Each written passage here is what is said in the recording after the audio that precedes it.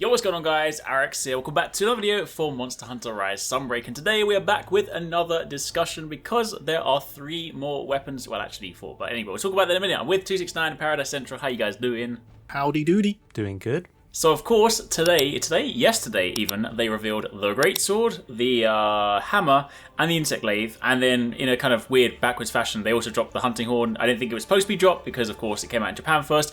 They apparently decided to release it, but we're going to roll the Hunting Horn into tomorrow's video because of course, you know, it's nice to kind of group these into 3. So today, we're talking about Greatsword, Hammer, and Insect Glaive, all of which look kind of spicy. So if you guys do enjoy this, a like would be super appreciated. Let us know in the comments down below which of these 3 are jumping out to you the most. Do you like the changes? What are you thinking so far? And of course, don't forget to keep it locked because we'll be doing more of these as and when the videos drop. But guys, where do we want to start this time? Since we've already covered the greatest weapon of all time in the last video, aka the Sword and Shield, well, I mean, we've already started from the top, so where do you want to go? Start with Insect Glaive, but I want Paradise to explain the new stuff. Because I haven't actually. I looked at the Insect Glaive and I know there's like that yeet move that looks kind of nuts, where it yeets like the bug in. But like, yeah, explain the Insect Glaive changes to me because I know that you love a little bit. All right, well, first of all, they've given us 2 moves that synergize really well with the aerial playstyle, which is exactly what I wanted for Insect Glaive, and they look like they're going to be quite good for it as well. They're not like. It doesn't look like a side grade, it looks like something that you will potentially want to use. And so we'll start off with the new switch skill, which is Kinsect Slash, which is a mid-air technique where you thrust forward with your glaive and Kinsect, and if you connect, you perform a vaulting dance and you absorb extract. So not only is it an attack, not only is it an aerial move that keeps you in the air for longer, obviously you can directionally like target where you want to hit the monster, you also get the absorb. However, if you've already absorbed the red extract, then instead you will basically do an enhanced insect spiker as a trade-off instead, which is just like a powered up different version of the Kinsect Slash, if I'm understanding it correctly. So it has a little nuance in it. It absorbs extract, and it has like a powered up state if you already have the red extract. So I guess ideally you could absorb all the extracts, and as long as you get the red one last, you can basically do that with this switch skill, which is really, really cool. So it gives you a way to like aerial absorb your extracts, as well as get damage off, as well as attack the monster, and then finish with an enhanced spiker. It's just like a really cool idea, you know? Yeah, I think it looks super cool. Like, to be honest, if like when you think about the mobility from what we've seen so far, like it seems like a really quick way to get through the air, because obviously the Insect Glaive's got a number of different ways to like aerially navigate. You know, you've got your little dash, then you've got the spinning attack, which is a little bit slower. That's the one that kind of typically launches you back up. But this one seems to be like a very sort of direct one, like, you know, almost sort of like pinpoint in that regard. So I wonder whether this will basically give us like faster, more direct aerial mobility, which might make it so that you're like more reliably able to land those hits, things like that. That could be kind of cool.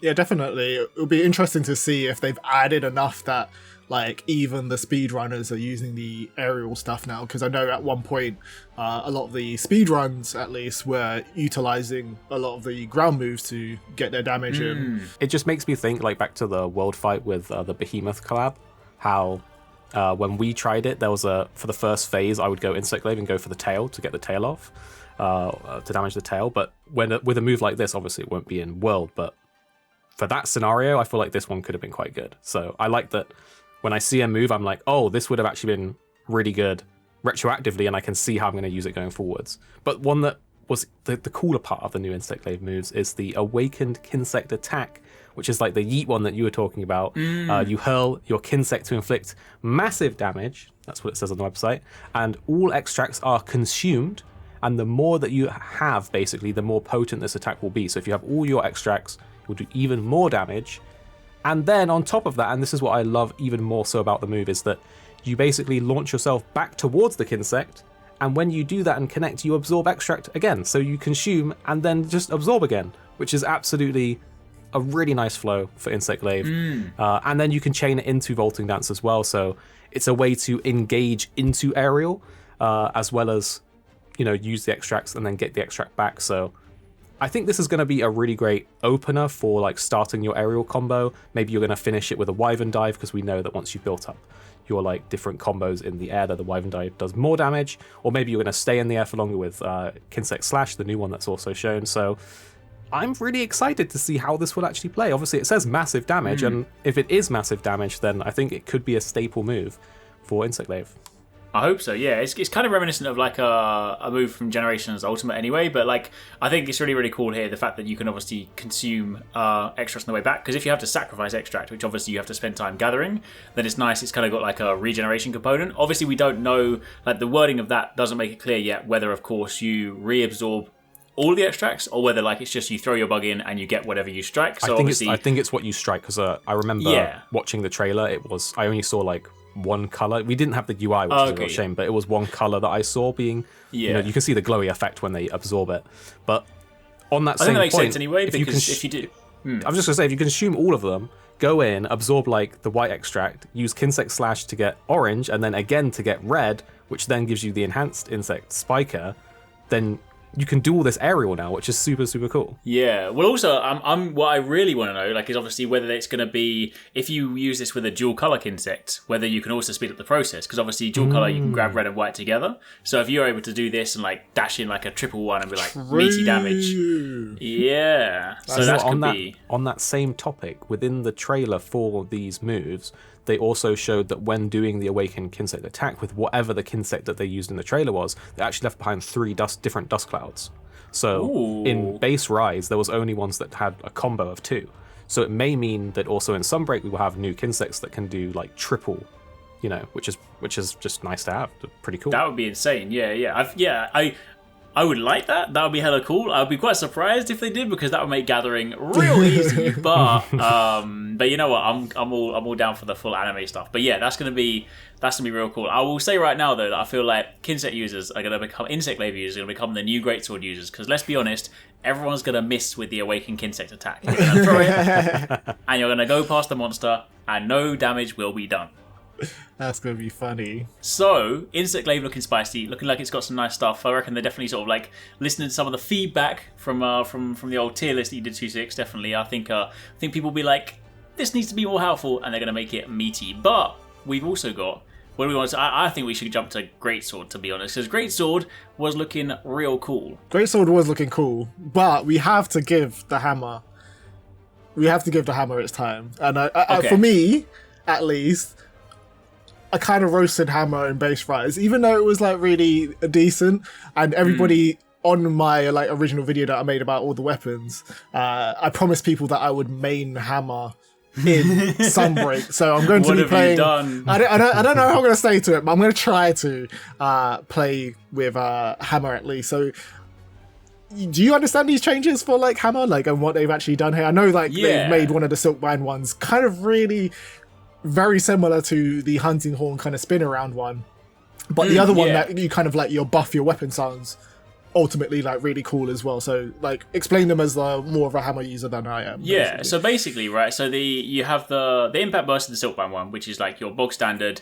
The animation is very similar to the spinning attack for the Hunting Horn, and obviously you still do ticks of damage in the process, but it then buffs up your Hammer. So it's basically like Destroyer Oil from Sword of Shield for Hammer, because it does the same thing, where for a short period of time, any charge attack performed will basically create a shockwave that makes monsters easier to flinch. So obviously it leans heavily into your charge attacks, and that kind of like synergized nicely with the Spinning Bludgeon, because the Spinning Bludgeon is interesting, because Spinning Bludgeon as a move like is one of those ones where you wouldn't necessarily always use your spins too much, because it kind of like left you open a bit more. But this one, it seems that when you can kind of store the power here, you can actually charge up during the spin, or at least what we kind of sort of saw from the gameplay, because you can see that while they're spinning, they kind of have these different colors they sort of like cycle through. So I get the impression, again, like some of this stuff is sort of inferred until we actually get to test it, but it seems like you do that. And then they said that the charge level is maintained when you execute like a charge switch. So it sounds like you can basically, like they describe it as a way to unleash a series of level 3 charge attacks. So keep in mind, Hammer, like you'll normally build around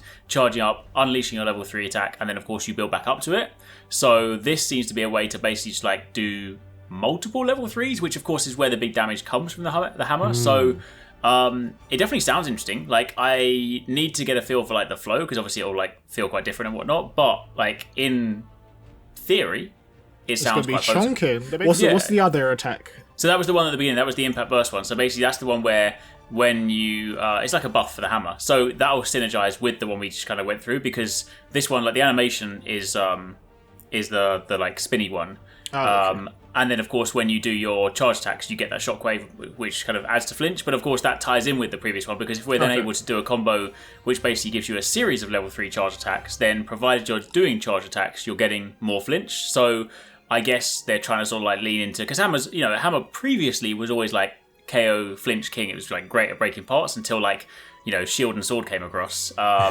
So maybe this is like their chance to like bring Hammer boost back it back into the up, light. yeah, because it definitely needs to be like breaking parts. I don't feel like I saw a lot of like Hammer users all that much in Rise, which was kind of disappointing, because back in like old school Monster Hunter, it was like a mainstay of like the weapons. Everyone used to be like, oh yeah, Hammer's like the one, I'll use that. I know like Vampy was like a huge advocate for the Hammer, but since then I haven't seen that many people using Hammer, so yeah. Just to clarify, I can't remember, I'm not sure if you said it or not, but the impact burst, the buff, it is only the charged attacks that will cause the flinch effect, which is why the synergy is so potentially good with the spinning bludgeon charge. But also, I want to shout out, in our last discussion about the last 3 weapons, we were talking about Destroy Oil, and I was like, what about the Hammer Bros? It's basically the same buff, but for the Hammer Bros. Exactly. Like that was like, it must have been since the last video. They must have quickly changed the game. They've done it. In literally a day. They coded that in, put it in, bosh, done it. I will say as well, and I could be wrong here, but I think when I watched it and I saw, because they do like switch skill examples as well, right? I'm pretty sure they did impact burst and then did the skill switch, and they still had the glowiness. So I think it might be like Destroyer Oil, where you can potentially buff up and then just switch out, which is really cool. Yeah, I think that's I think that's the impression that I kind of get from like these videos, where anytime it's like a buff kind of thing, they're designing it so you do synergize it, because it would be kind of silly to like say like buff up and then you're kind of in this state where like for a little while you're not going to bother using that Silkbind slot. So I think the idea is like they've clearly designed it for all the gameplay like clips so far, where like it's designed to be use, switchable. Swap, use. Yeah, not just like swap because you fancy using a different move. Like it's actually like think about what actually links together. So yeah, that's super cool, super cool. But the great, I feel like for me, the shining one from the last set of videos was, I mean, the Insect Glaive was sick, but I feel like it was the Greatsword, because this one's looking kind of cool. Like, what did you guys think of this one? Definitely, like the changes on this, the fact that they've actually given this weapon a proper counter. In my mind, the Greatsword always had counters. Everyone's like, no, they didn't. But like when you can shoulder tackle through a monster's hit and then like follow up with like a true charge slash, that is basically a counter to me. When you can like rage slash through something and just literally immediately like chop through, that was basically a counter to me. I use it as such, right? Yeah. Now you've got like an easier one that you can just like execute basically as a Silkbind move. That is like even crazier, because it's going to make the Greatsword even faster and even more chunky. But it definitely depends on how many Silkbind bugs this requires to use, because if it's 2 and it's like the counter on the longsword, I don't see that like many people are going to be using it over something that's like a 1-use skill. But there are a few of them that are 2 that load of people use, but it definitely depends on like the balancing of the Silkbind skills, usage, and all of that stuff. That's a really good point, actually. Yeah, that's something that I guess like people haven't sort of like mentioned too much. But yeah, like definitely, like the cost is going to be really important for some of these ones, because unless of course there's ways to get like better. There are already existing moves to like speed up recharge and whatnot. But like maybe they can kind of like I feel like there needs to be more skills in.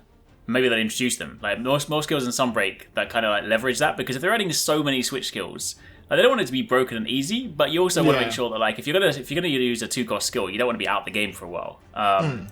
But yeah, no, you're definitely right. Like to actually like to anyone that sort of like missed it, like they describe it as like basically when you're charging, you can quickly parry the attack and sort of like unleash an onslaught afterwards. So it's quite cool because a lot of the ones before you can be charging and then you can go into a tackle or different things like that. But this one seems to be, at least from that one, you basically just go straight for your charge stance, firm the attack. I want to see whether you actually take chip damage. Obviously, we saw no HUD for this one, so I'm not sure whether like you take any damage or whether you're just like an immovable force.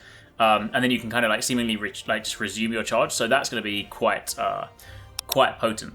But did you guys see the? Well, just important to say on that as well. I'm pretty sure we saw them basically like cancel out of a charge to do the switch, to do the that skill, which is the benefit of having it as a switch skill that uses your bugs, because you can be committing to a big chop and then you mistimed something or you didn't read the monster and now it's about to hit you, you got a panic button that saves you.